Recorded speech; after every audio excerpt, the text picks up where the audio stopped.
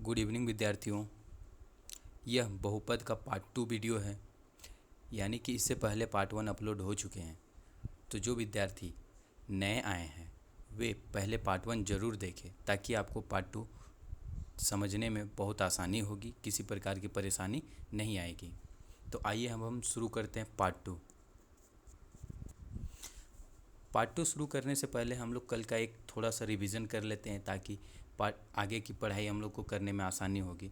तो आइए हम लोग जल्दी से एक बार रिवीजन कर लेते हैं।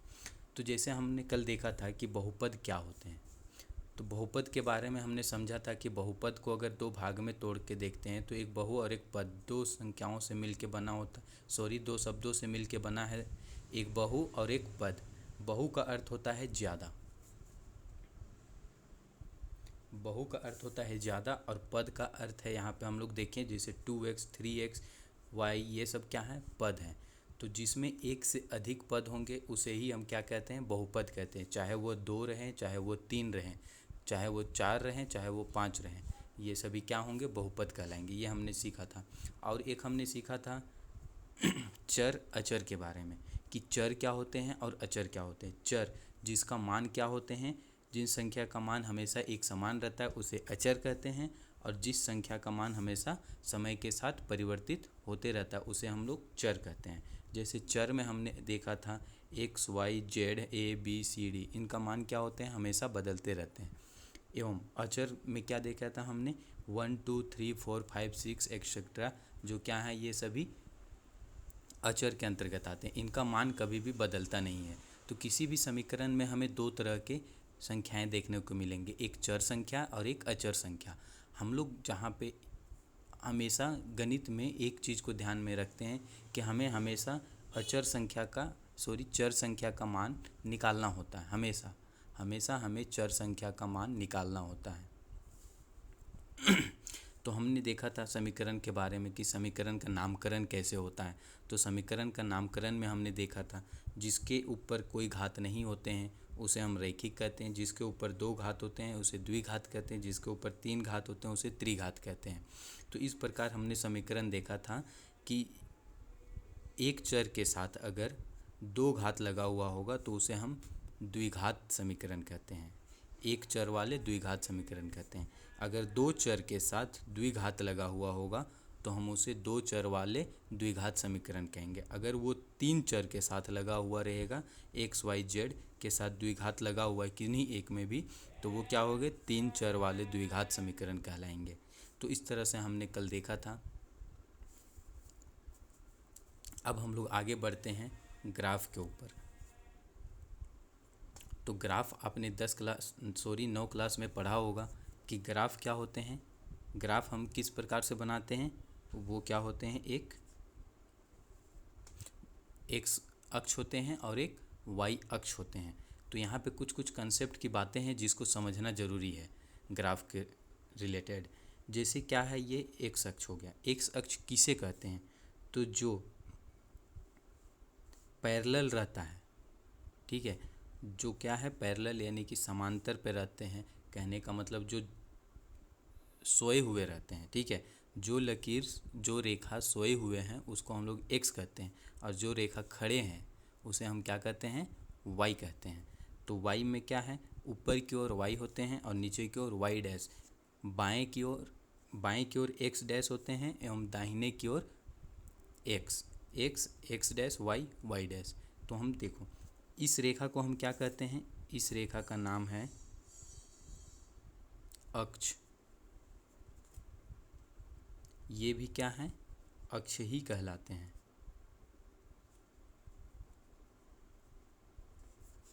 ठीक है।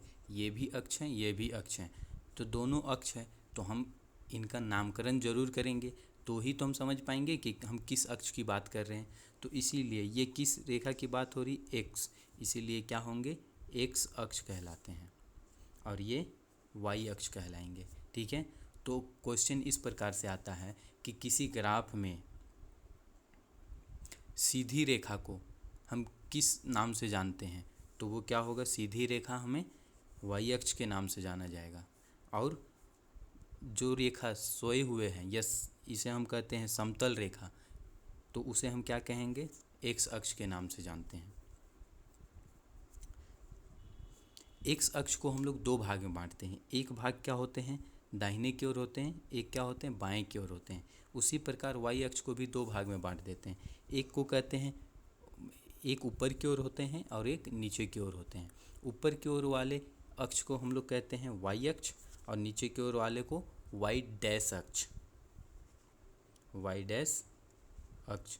उसी प्रकार से दाहिने वाले को एक्स अक्ष, बाएं वाले को सेम है, एक्स डैश है तो एक्स डैश अक्ष कहलाएंगे, इसके आधार पर अक्ष कहला जाएंगे। ठीक है। और जहाँ पे ये दोनों रेखा आपस में मिलती है, जहाँ पे एक्स अक्ष और वाई अक्ष आपस में आकर के मिलती है, उस बिंदु को क्या कहते हैं, तो उस बिंदु को कहते हैं मूल बिंदु।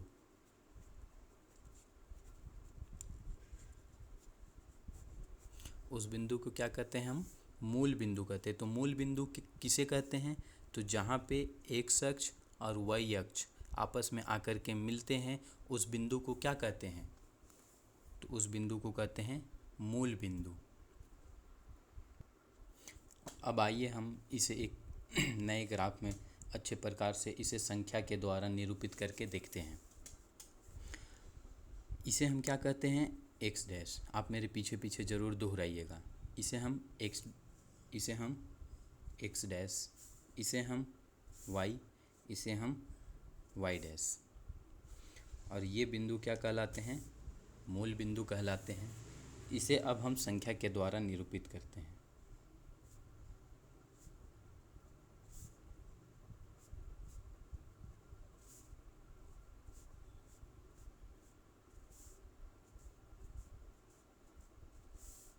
देखिए, ये आपने 9 क्लास में पढ़ा ही है, पर यहाँ पे थोड़ा सा इसे थ्योरी के रूप में पढ़ना है, इसे थोड़ा समझ के, क्योंकि ये वन लाइनर जो क्वेश्चन आते हैं ना, मल्टीपल चॉइस क्वेश्चन, वो इन्हीं से सभी बातों से प्रश्न उठा लेते हैं। जैसे यहाँ पे हम क्या देखते हैं कि जो संख्या का निर्धारण करते हैं वो यहाँ पे 1 2 3 4 5 6 7, यहाँ पे क्या होंगे, एक चीज़ समझिए, यहाँ पे क्या है, संख्या का निर्धारण बायां की ओर प्लस होते हैं एवं बाएं की ओर माइनस एवं दाहिने की ओर प्लस होते हैं। तो यहाँ पे जो भी संख्या निर्धारण होगा, ये -1 -2 -3 -4 -5 -6। अभी मैं संख्या यहाँ निर्धारित करता हूँ, फिर मैं आपको अच्छे से समझाता हूँ।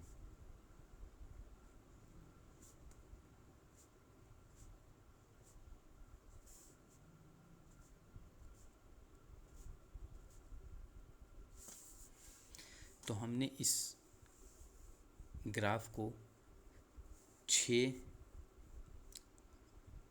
स्केल के द्वारा निर्धारित किया है।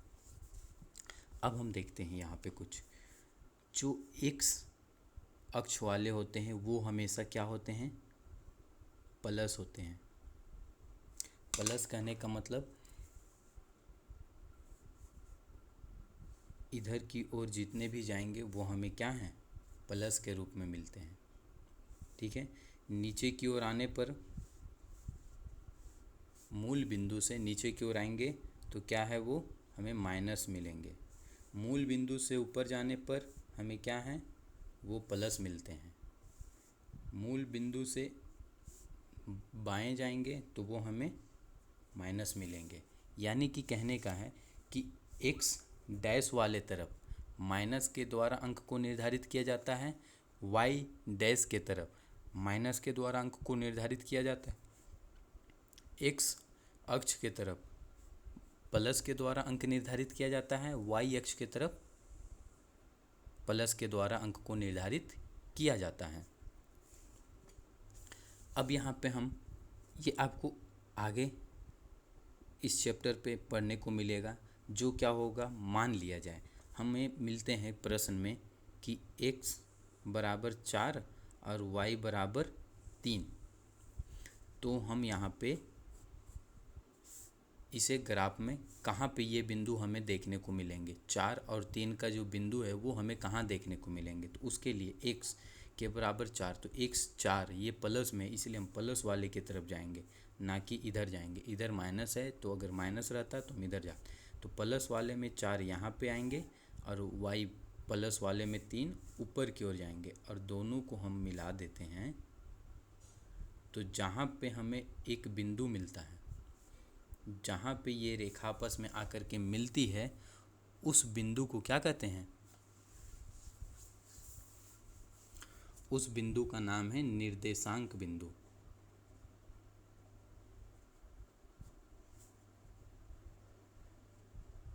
देखिए ये कैसे बनता है मैं आपको चैप्टर में प्रश्नावली में एक बार फिर से विस्तार से पढ़ाऊंगा। मैं अभी इसके मेरा बतलाने का मतलब ये निर्देशांक बिंदु को है, जो मैं बार बार कहूँगा निर्देशांक बिंदु y का 4 है, x का 3 है, इस तरह से बोलूँगा तो वो आप समझिएगा कि इस बिंदु का बात हो रहा है। x का निर्देशांक बिंदु 4, y का निर्देशांक बिंदु 3, तो इन दोनों का निर्देशांक बिंदु क्या हो गया? 4 और 3। तो इस तरह से क्या है, इस निर्देशांक बिंदु हो गया। ये मैं आपको आगे अच्छे प्रकार से, और जब हम लोग क्वेश्चन करेंगे तो वहाँ पर आपको अच्छे प्रकार से समझ में आएगा। बस आप अभी इससे समझिए कि निर्देशांक बिंदु कहाँ किसे कहते हैं? जहाँ पे x और y आपस में आकर के मिलते हैं या एक दूसरे को काटते हैं, उसे हम क्या कहते हैं? निर्देशांक बिंदु कहते हैं। ठीक है, जहाँ पे x और y आपस में काटते हैं, तो यहाँ पे भी काटते हैं, लेकिन यहाँ पे ये मूल रूप से काटते हैं और यहाँ पे हम अपने से काटते हैं। ये यहाँ पे कटेंगे, ये मूल रूप से कट रहे हैं, इसीलिए हम लोग इसे क्या कहते हैं? मूल बिंदु कहते हैं। तो मूल बिंदु का मान क्या होता है? 0 और 0। y के लिए भी यहाँ पे 0 होगा, x के लिए भी यहाँ पे 0 होगा। तो ये मूल बिंदु क्या हो गए? 0 हो गए। अब आप थोड़ा सा आपको एक नया देखने को मिला होगा कि हम इस तरह से इसे क्यों लिख रहे हैं, मैंने यहाँ पे ही इसे क्यों लिखा। आपको ये बार बार यहाँ पे देखने को मिलेगा इस चैप्टर पे कि आखिर ये क्या है। तो इसे भी थोड़ा अच्छा से समझना जरूरी, क्योंकि ये ही हमें क्वेश्चन को हल करने में बहुत आसानी बना देती है। अगर हम इसे समझ गए कि इस प्रकार से लिखते हैं, तो इसमें भी थोड़ा सा कंसेप्ट है, उसे समझना है, ताकि वो प्रश्न को समझने में और सुविधा बनाएंगे। जैसे में x और y, जैसे हमने लिखा 4 और 3, ये इन बिंदु का नाम क्या दिया हम लोग? 4 3। तो ये 4 हो गए, ये 3। इसमें पहला वाला हमेशा याद रखिएगा, पहला वाला हमेशा क्या होंगे? x होंगे, और पीछे वाला हमेशा क्या होते हैं? y होते हैं। y क्यों? देखिए आपको ये प्रश्न आगे देखने को मिलेगा। जैसे बोल दिया जाएगा कि a का निर्देशांक 4 3 है और b का निर्देशांक 6 9 है, इसे आप ग्राफ को द्वारा दर्शाइए। तो आप कैसे जानिएगा कि यहाँ पे x कौन है और y कौन है? तो इसी के लिए अब आपको समझ में आ गया होगा कि ये x होगा, ये y होगा, ये x होगा, ये y होगा। बस आप यहाँ पे देखिए x 4 y 3 यहाँ पे आ गया, ये x 6 और y 9, ये आगे जा कर के यहाँ से फिर मिल जाता है, एक रेखा मिल। तो इस तरह से आपको प्रश्न आगे देखने को मिलेंगे। अभी आप चिंता मत करें, बस मेरा अभी बतलाने का मतलब है इन्हें कि निर्देशांक बिंदु किसे कहते हैं। जहाँ पे x और y आपस में काटते हैं जिस बिंदु को, उसे हम क्या कहते हैं? निर्देशांक बिंदु। मूल बिंदु किसे कहते हैं? जो मूल रूप से कटते हैं। और मूल बिंदु का मान क्या होता है? ये हमेशा 0 और 0 होता है, यानी कि x भी 0 और y भी 0। निर्देशांक बिंदु हमेशा बदलते रहेंगे, लेकिन मूल बिंदु कभी भी नहीं बदलते हैं। ये भी एक कंसेप्ट की बात है, इसे बहुत ही ध्यान से समझिए कि मूल बिंदु कभी भी नहीं बदलते हैं, निर्देशांक बिंदु हमेशा बदलते रहेंगे। कभी निर्देशांक बिंदु आपको यहाँ पे भी देखने को मिलेंगे। तो यहाँ पे अगर आपको देखने को मिले -3 और -5, तो इसका निर्देशांक बिंदु क्या हो गया? इस बिंदु का नाम इस बिंदु का नाम हो गया -3 -5। तो निर्देशांक बिंदु इसे भी कहेंगे हम।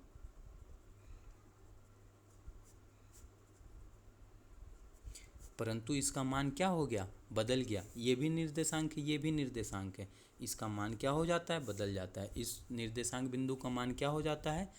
बदल जाता है। तो निर्देशांक बिंदु बदल जाएंगे, जबकि पूरे ग्राफ में एक ही बिंदु है जिसका मान नहीं बदलता है, वो क्या है? मूल बिंदु। अब इसमें एक और कंसेप्ट बच रहा है, वो है कक्ष का। तो आइए हम समझते हैं इस ग्राफ में हमें कितने कक्ष देखने को मिलते हैं। तो यहाँ पे 4 कक्ष देखने को मिल रहे हैं। एक ये कक्ष है, 2 3 4, 4 कक्ष देखने को मिल रहे हैं। तो हम यहाँ कहाँ से स्टार्ट करें, कहाँ से स्टार्ट करें, ये भी बड़ी बात होती है। तो ये हमेशा क्या होते हैं, यहाँ से स्टार्ट, प्लस वाले से स्टार्ट होते हैं। कक्ष का चिन्ह भी होता है, आप इसे अच्छे प्रकार से अभी समझिएगा, थोड़ा ध्यान से सुनिए। अभी जो मैं बोलने जा रहा हूँ उसे आप ध्यान से समझिएगा। ये बहुत ही डीपली कंसेप्ट है, इसे आप समझ गए हैं तो आपको पूरा ग्राफ बहुत अच्छे प्रकार से समझ जाइएगा। उसके बाद ग्राफ से आपसे एक भी प्रश्न नहीं छूटेगा और ग्राफ को समझने में भी कभी दिक्कत नहीं आएगी। जब हम प्रश्नावली समझेंगे ना तो वहाँ पे एक भी प्रश्न समझने में एक भी दिक्कत नहीं आएंगी। तो पहले आप इस कंसेप्ट को अच्छा से समझिए। इसे कहते हैं हम पहला कक्ष, इसे कहते हैं हम दूसरा कक्ष, इसे कहते हैं हम तीसरा कक्ष और इसे कहते हैं हम चौथा कक्ष।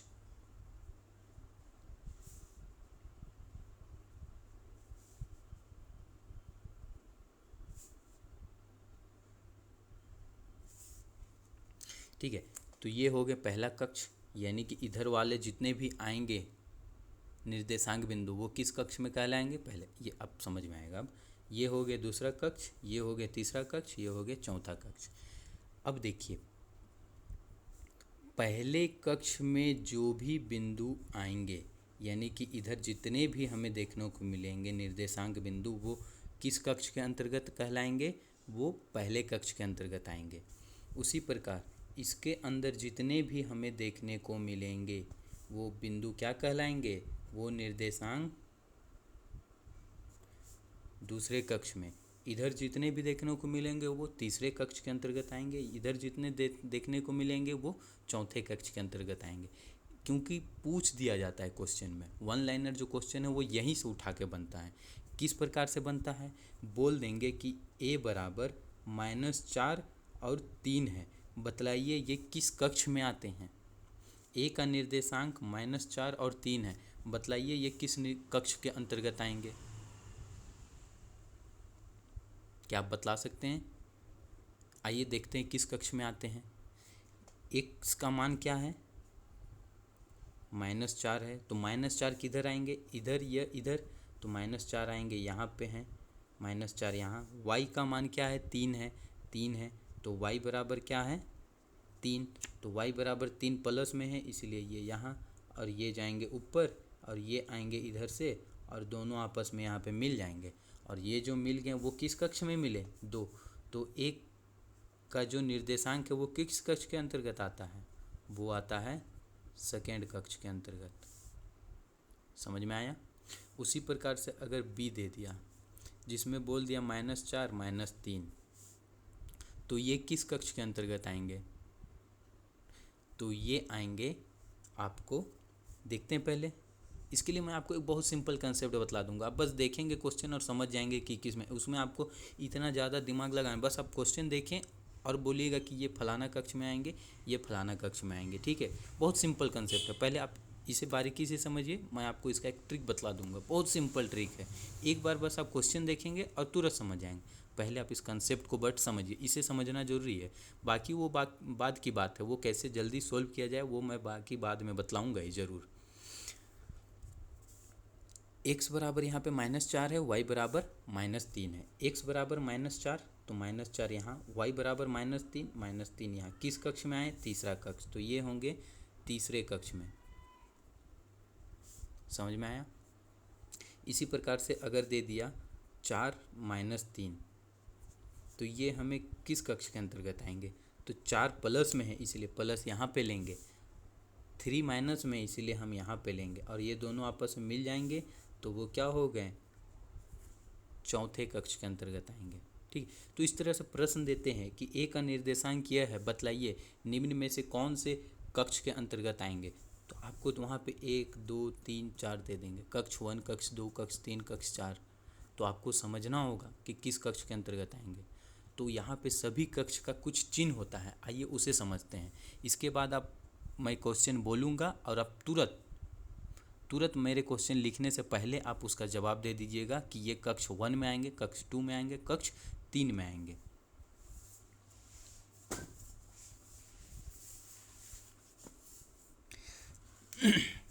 एक यहाँ पे थोड़ा ज़्यादा ही बाजार लग गया है, अब हम इसे एक अलग कक्ष में देखते हैं।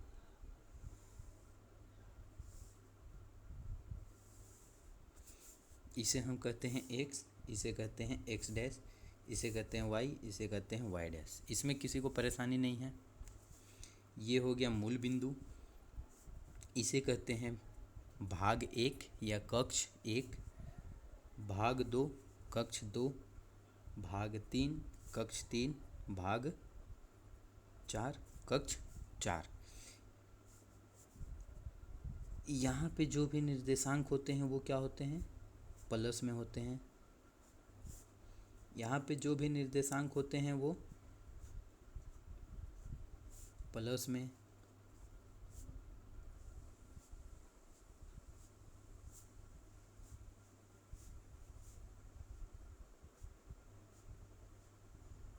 ये भी देखें, तो यहाँ पे जो भी निर्देशांक आते हैं वो दोनों क्या होंगे? प्लस और प्लस। तो जहाँ पे आपको दोनों प्लस प्लस दिखेंगे क्वेश्चन में, वो आप आँख समझ के, आँख बंद करके समझ जाइएगा वो किस कक्ष में आएंगे। ये आते हैं माइनस और ये प्लस। इस कक्ष का चिन्ह क्या है? Minus plus. ये कक्ष का चिन्ह है माइनस माइनस, ये चिन्ह क्या क्या है? Plus minus. तो जो भी आपको प्रश्न मिलेंगे बस आप देखिएगा, स्टार्टिंग में प्लस है और बाद में माइनस है तो वो कक्ष 4, स्टार्टिंग में माइनस और दोनों माइनस माइनस, दोनों माइनस माइनस 3, दोनों plus plus 1, plus minus 4, minus plus 2। प्रश्न देखिए अब आप कोई भी प्रश्न देखिएगा, a बराबर -4 और -3, बतलाइए किस कक्ष में आते हैं? जल्दी से आप हमें कमेंट करके बतलाइए। तो ये आते हैं कक्ष 3 में। a का निर्देशांक है -4 + 3। तो ये किस कक्ष के अंतर्गत आएंगे? -4 देख लीजिए, कक्ष 2 के अंतर्गत आएंगे। +4 -3 किसके अंतर्गत आएंगे? तो ये +4 -3 +4 -3, ये 3। आपको उतना ज़्यादा बनाने की आवश्यकता नहीं है, बस आप यहाँ देखिए प्लस है माइनस है तुरंत आप बतला देंगे। 4 2 किस कक्ष के अंतर्गत आएंगे? तो ये आएंगे पहला। -3 -4 ये किसके अंतर्गत आएंगे? दोनों माइनस है। तीसरा -3 + 4 ये किसके अंतर्गत आएंगे? तो ये आएंगे दूसरा, सॉरी ये आ जाएंगे आपका क्या? दूसरा, सही है।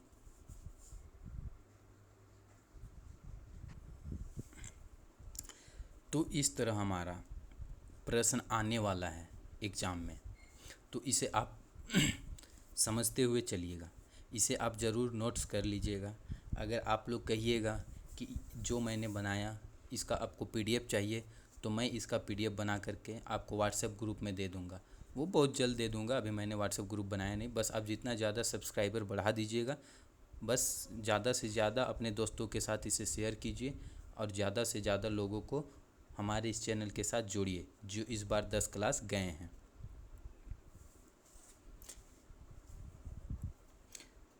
एक कंसेप्ट छोटा सा छूट रहा है, इसे बस थोड़ा सा आप ध्यान दीजिए।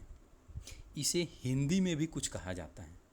हिंदी में कहने का मतलब क्या है कि इस अक्ष को हम भुज के नाम से जानते हैं और इस अक्ष को हम लोग कोटि के नाम से जानते हैं। तो इससे भी प्रश्न आ जाते हैं कि बोल देंगे -3 और 4 में बतलाएं भुज की संख्या क्या है या भुज का मान क्या है। तो आपको पता होगा तब ना भुज क्या है। तो भुज किसे कहते हैं? x अक्ष को ही भुज के नाम से जाना जाता है और y अक्ष को ही कोटि के नाम से जाना जाता है। तो भुज क्या हो गए?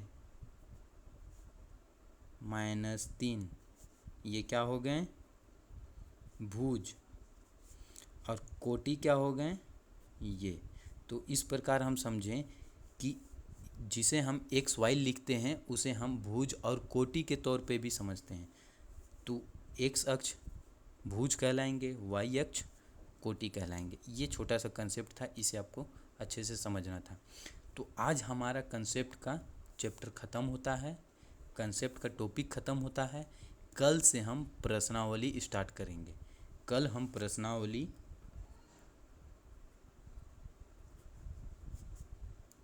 2.1 और 2.2 1 कंप्लीट करके 2.2 भी चले जाएंगे। तो आप पहले इसे अच्छे प्रकार से समझ लें। इतने अच्छे से आप अगर इसको रिवीजन एक बार करके अच्छे से आप एक बार बस नोट कर लें, आपको कल किसी प्रकार की परेशानी नहीं होगी। और अगर किसी प्रकार की परेशानी होगी तो मैं आपसे बहुत जल्द संपर्क करूंगा, या आपको संपर्क का कोई माध्यम ज़रूर मिल जाएगा। वो आप हमारे इस वीडियो के डिस्क्रिप्शन में देख लिया कीजिएगा। शायद वहाँ पे आज ग्रुप का लिंक अपलोड हो जाएगा, तो आप उस ग्रुप के साथ ज्वाइन कर लीजिएगा। और किसी प्रकार की दिक्कत होगी आप हमें उस ग्रुप में कभी भी मैसेज करके पूछ सकते हैं। और इसे ज़्यादा से ज़्यादा शेयर कीजिए और ज़्यादा से ज़्यादा लोगों को इस चैनल के साथ जोड़िए जो इस बार 10 क्लास में गए हैं।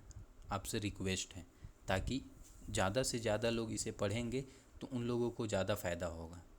ये ना देखें कि सिर्फ मैं ही पढ़ूं, क्योंकि पढ़ना सबको है।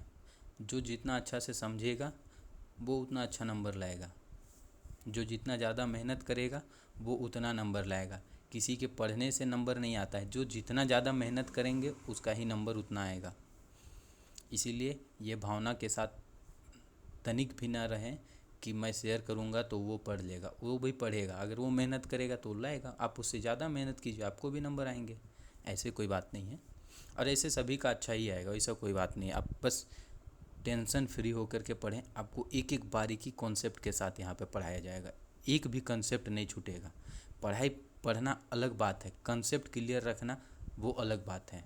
यहाँ पे सिर्फ प्रश्नावली को ध्यान में रख करके नहीं पढ़ाया जाता। यहाँ पे इस आधार पर पढ़ाया जाएगा कि आप गणित के लिए इतना उत्सुक हो जाइएगा पढ़ने के लिए कि आपको अदर बुक पढ़ने का मन ही नहीं करेगा, अदर किताब पढ़ने का मन ही नहीं करेगा। आप सिर्फ सोचिएगा कि मैं गणित ही पढ़ूँ। आप मुझसे 1 महीना जुड़ के देखिए, उसके बाद आप खुद कहिएगा कि मैं सिर्फ और सिर्फ गणित को ही पढ़ूँगा। तो इसीलिए आप ज़्यादा से ज़्यादा इस वीडियो को शेयर करें। धन्यवाद। जय हिंद।